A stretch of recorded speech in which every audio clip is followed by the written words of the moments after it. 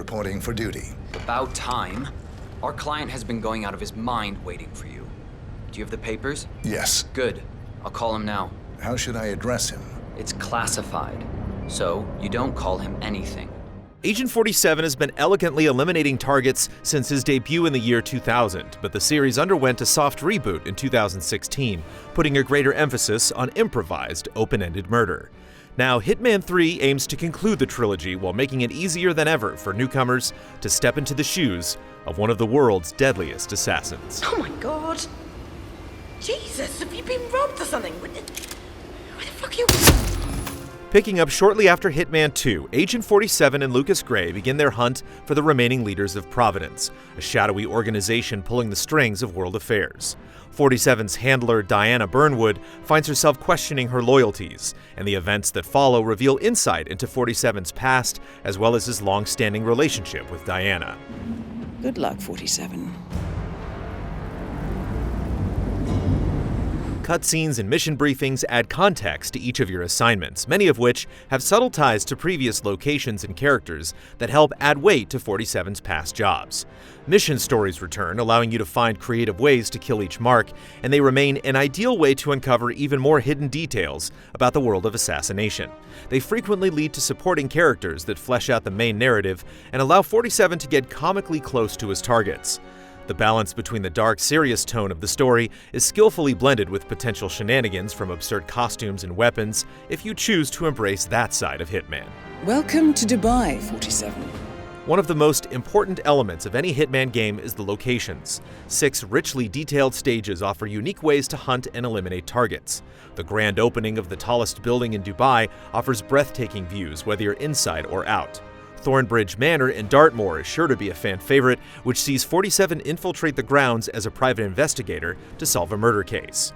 And later, a nightclub in Berlin tasks you with first identifying each target amongst the chaotic crowd before eliminating them.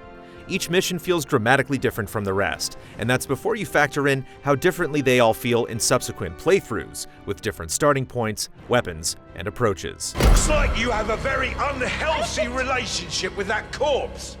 Finishing the campaign only takes about 8 to 10 hours, but replaying missions is heavily incentivized.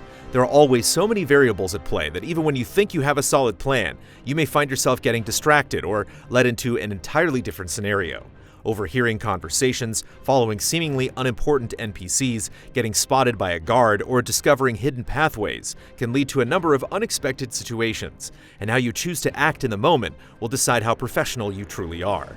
Replaying missions has always been a big part of the trilogy, but the locations here feel more dynamic and layered, making the prospect even more alluring. Whoa! Successfully completing a mission awards XP, which raises your mastery level for that stage, unlocking new weapons, gadgets, tools, and starting areas, as well as disguises that can be used in any mission. Optional challenges like using specific weapons or disguises to kill a target award additional XP, and more importantly, add just enough guidance to plant ideas in your head for future hits. Look at that! Not bad at all. A host of modifiable options and difficulties ensure you can tailor the experience accordingly.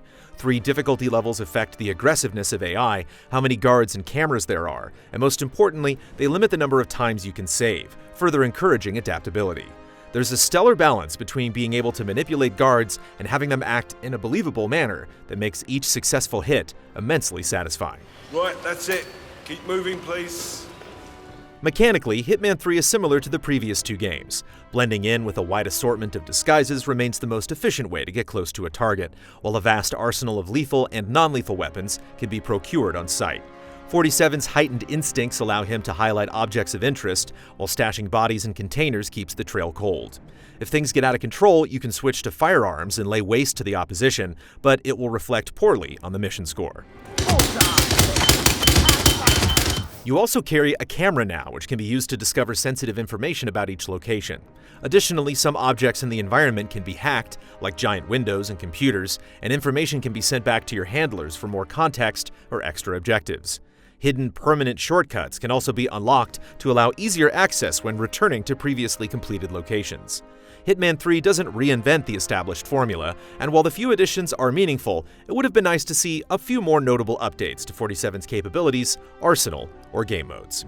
Come in, 47, do you copy? I'm here. Are you in position? I'm heading towards the point of entry. Good. Get back to me when you're there. Players who own the previous 2 games can import their progress and take full advantage of their accumulated arsenal. Connecting to older content has been a messy process for many players, but when successful, weapons earned in Hitman 3 can be used in past missions, offering new ways to interact with past locations while ensuring they look better than ever. The environments are stunning with exceptional use of color and lighting that set each stage apart. All the previous stages from Hitman 1 and 2 have been upgraded, most notably with improved animations and reflections. There are a few sporadic hiccups with performance, but nothing severe enough to jeopardize the mission. Just take the picture, we don't have all day.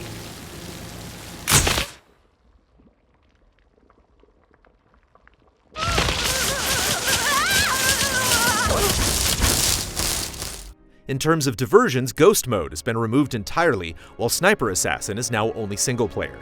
Escalation and Contracts largely remain the same, with each mode offering more ways to stay engaged long after the credits roll. Escalation puts your skills to the test with increasingly difficult parameters and restrictions, while Contracts allows you to create and share your own missions. As of now, the iconic elusive targets have yet to reveal themselves, but IO has promised changes and more information in the coming weeks.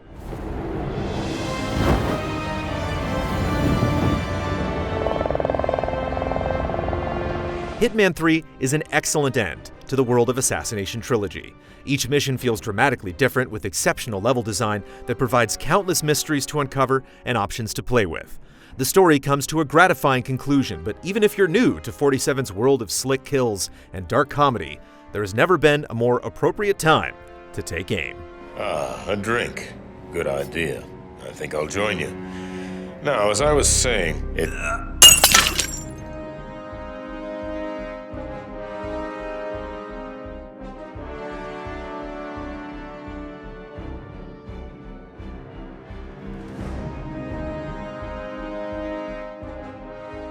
Easy Allies reviews are made possible by generous viewers just like you. If you like what you see, check out patreon.com/easyallies to help us make more.